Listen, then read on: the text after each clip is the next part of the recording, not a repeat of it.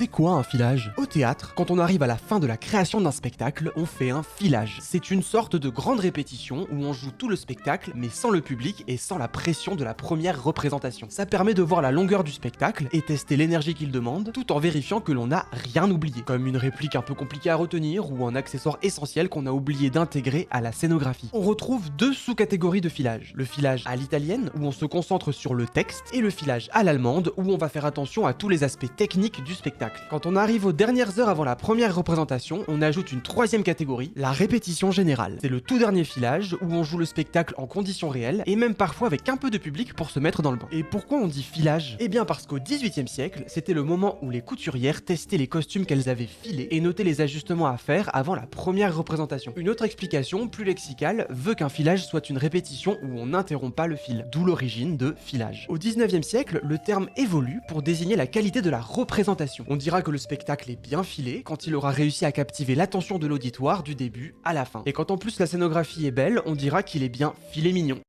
Non, ça c'est faux par contre. Pour plus d'anecdotes sur le théâtre, n'hésite pas à me suivre.